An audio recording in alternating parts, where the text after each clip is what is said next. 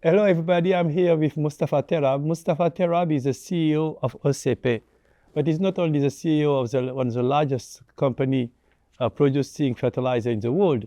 He's a thought leader who has influenced so many people in the African continent and outside the continent. He's involved in many initiatives, including UM6, which is University Mohammed VI, which is training a large number of young African and young Moroccan, and he is combining this passion for long-term development with the acumen on business acumen. And today is an honor to have you here. One of the themes of the annual meeting has been what we can do for agriculture. And Ajay yesterday made a big statement about how we should be changing totally the way we are looking at agriculture and thinking about it as an ecosystem.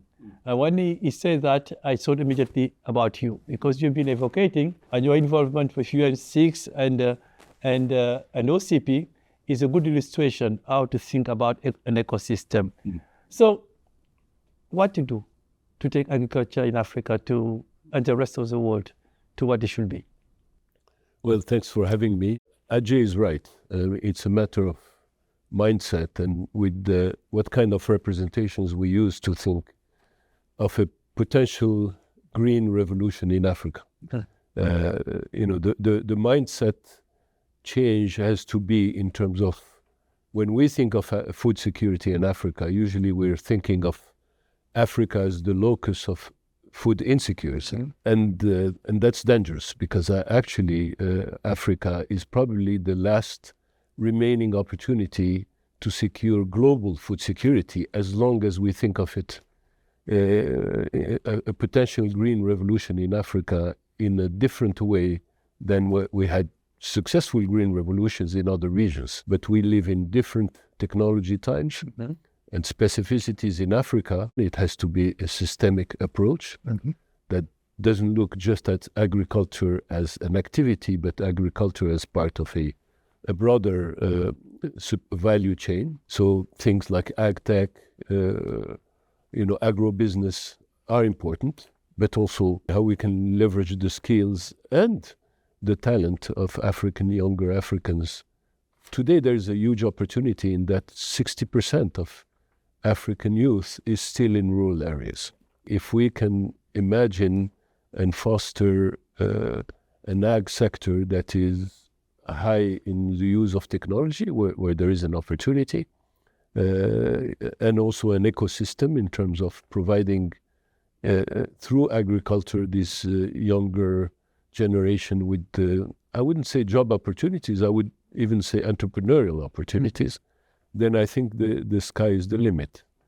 The other aspect is that it can also be not just a green in the traditional sense, but also green in terms of climate, positive contribution to climate change.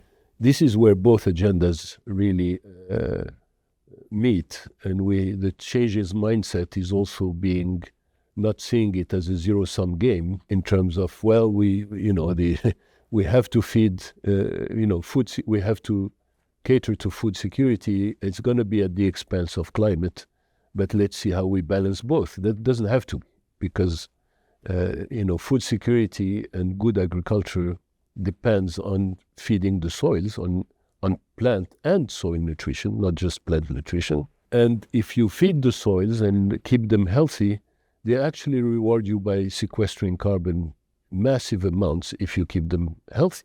So it could also be, very good in terms of increasing the carbon sequestration capabilities of African soils if we treat them well. But, let me go back to some things that people don't know what you did. If you look at the evolution of OCP and the revolution that you have as a business leader created in OCP. OCP was producing fertilizer.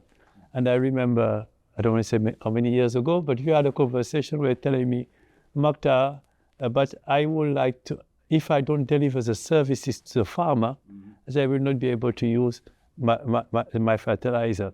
And you told me, but they are not often having the right fertilizer, so they don't have the productivity gain they need to have, and you offer to test the soil for them to help them have. A few years later, you came to me and said, Mokhtar, is not enough.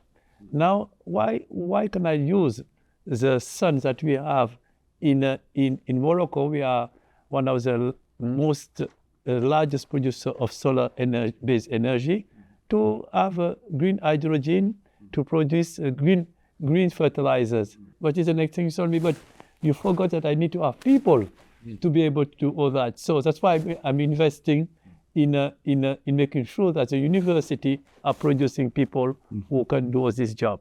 So take us through the way you're thinking about ecosystem. Again, this all points to the importance of thinking systematically and systemically about the whole thing, seizing the leapfrog opportunities that exist in Africa. You know, you and I have been involved in another African revolution, which was the mobile one. And if you recall, the opportunity there was to leapfrog a specific fixed technology, and it was very successful in Africa. So here, again, the talent exists. Training youth and in advance is important. Anticipating that, selecting the right technologies, in other words, is important. Okay. De facto, it is not a matter of using the same technologies used elsewhere. So in a way, there is a leap of faith in the whole thing, in that, and that's why it is not designing an ecosystem as much as creating the conditions for an ecosystem to evolve on its own, and trusting the youth and trusting partners, that it's going to happen and they're going to adapt their activities to the conditions. It's interesting because maybe those who are listening to us don't know that.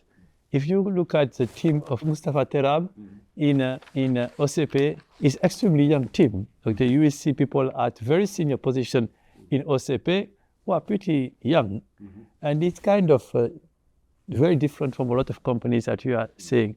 So your belief in youth is very strong. Ajay has told us that, the most important thing, and I think it's shared by a lot of people, and the biggest threat to the world is the lack of quality job for people. That if we don't address that challenge, we will be facing even more difficult situations. Being surrounded with young people, does it give you a different way in thinking about job creation in a country, in a continent which is very young? Absolutely, and I think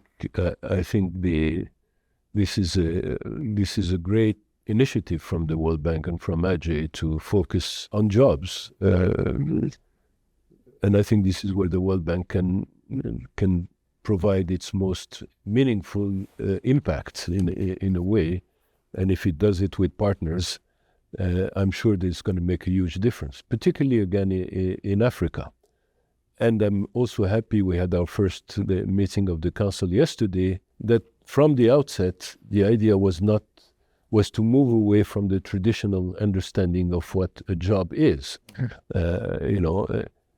During the third industrial revolution, a job meant a career, something that is stable, linear, where your typical career, you're learning the initial part of your life and then applying what you've learned. This is completely blown to bits in a way by the new technologies, by digital, etc.